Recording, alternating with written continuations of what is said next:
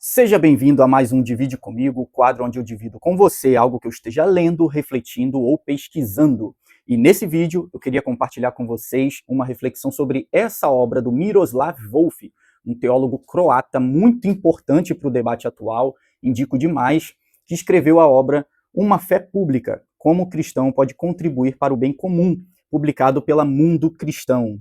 Fica aqui a minha indicação, tá? O Volf vai trazer uma análise muito honesta sobre a relevância do cristianismo e de outras religiões também na esfera pública atual. E, falando sobre as falhas da fé cristã, algumas coisas me chamaram muita atenção. O Volf vai trazer uma distinção entre religiões místicas e religiões proféticas. O que seria uma religião mística? Religiões místicas são aquelas em que as pessoas simplesmente se reúnem, fazem seus rituais, meramente para obterem uma experiência com o sagrado, uma experiência com o divino, uma experiência com o transcendente, mas aquilo não faz com que aquela pessoa tenha qualquer senso de dever para a transformação da realidade ao seu redor. Então eu recebo de Deus, eu tenho uma experiência transcendental, mas isso não é imanentizado. Isso não faz com que eu busque essa experiência transcendental para obter poder ou discernimento para mudar o status quo da realidade atual. E uma fé profética, uma religião profética, ela vai funcionar de outra forma. Existe um espaço no cristianismo para experiências místicas,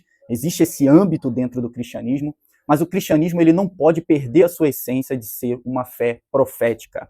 Uma fé onde, sim, nós temos uma experiência com o sagrado, nós recebemos o Espírito Santo de Deus em nós, mas isso precisa transbordar para o nosso ambiente. Isso precisa mudar o meio que nos circunda. A gente precisa se perguntar, por exemplo, por que num país como o Brasil, onde o cristianismo cresce em termos de aderentes a essa fé, mas ao mesmo tempo a gente não vê mudanças nos problemas da corrupção, nos problemas da criminalidade, da violência, da desonestidade. Por que a fé cristã, que é uma incubadora de virtudes, não tem transformado esses vícios sociais? E isso tem muito a ver com o que o Volf vai falar em outro trecho do livro, que vai falar sobre alguns movimentos ao longo da história de mudanças da percepção geral sobre a ideia de satisfação. Na Antiguidade e na Idade Média, a gente pode dizer que havia quase que um consenso de que satisfação plena só é encontrada em Deus e de maneira que, amando o próximo em Deus,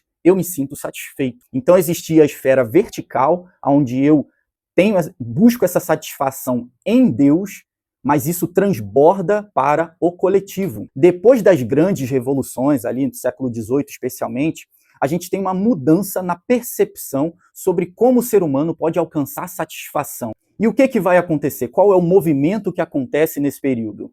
O ser humano vai buscar satisfação plena na esfera coletiva ainda, mas ele vai deixar de buscar inspiração na relação com Deus. A gente tem como principal autor, desse período que representa esse tipo de movimento o próprio Karl Marx, onde a busca por uma sociedade sem classe e a retomada dos meios de produção pelo proletariado vai ser o grande objetivo de uma sociedade que busca a satisfação plena. Então você tem uma ideia coletiva onde você imagina uma sociedade onde as suas necessidades são plenamente satisfeitas sem essa busca a Deus para iluminar essa transformação coletiva que é necessária. Já no século XX, a gente vai ver outro tipo de movimento acontecendo, especialmente após os anos 60, onde aconteceram as grandes revoluções culturais. Se no primeiro exemplo a gente tem a ideia de satisfação plena sendo buscada somente em Deus, de maneira que transborde para o coletivo, e na segunda a gente não precisa mais de Deus,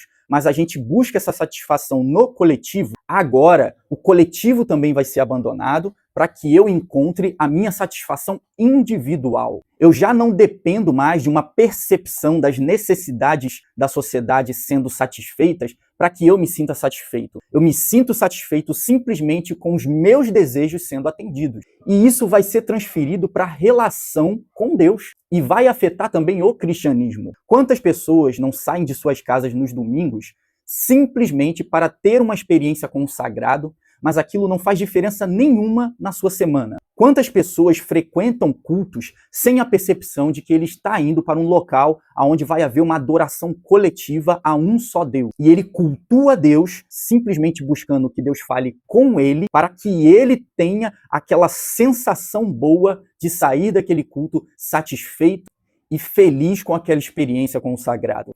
Até o nosso devocional foi afetado por isso. Nós lemos a Bíblia simplesmente para que nós tenhamos um novo conhecimento, tenhamos uma nova percepção sobre as coisas de Deus, mas a gente não entende que aquilo que sai do nosso devocional precisa transformar as nossas relações, não só com pessoas, mas as relações com o ambiente que Deus nos inseriu. A nossa oração é extremamente individualista, onde a gente busca que os nossos desejos, os nossos sonhos sejam atendidos por Deus, e toda a coletividade que está dentro da adoração ao único Deus vai se perdendo e a gente busca apenas uma elevação pessoal diante de Deus.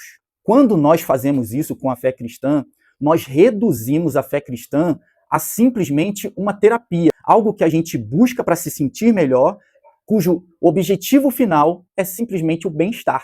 É eu me sentir bem comigo mesmo, porque o transcendente me atendeu, o transcendente me ouve, o transcendente se relaciona comigo e não conosco. E isso faz com que a gente viva o nosso cotidiano de maneira extremamente individualista também, onde a gente não compreende o nosso papel profético para a transformação da realidade em que Deus nos inseriu e que nos chamou para fazer a diferença ali. E o Wolff vai trazer o exemplo de Moisés. Quando nós transformamos a fé cristã em uma fé puramente mística, é como se Moisés, ao subir no Sinai e ter a experiência com a sarça ardente, que representa ali a glória do divino diante dele, uma experiência que só Moisés teve, ninguém mais teve algo semelhante ao que Moisés viveu, ele descesse do Sinai, simplesmente com seu rosto resplandecendo, olhasse para aquele povo que ele tinha uma missão de cuidar e de orientar e falasse: galera, acabei de ter uma experiência da hora com o divino, e simplesmente ficasse nisso.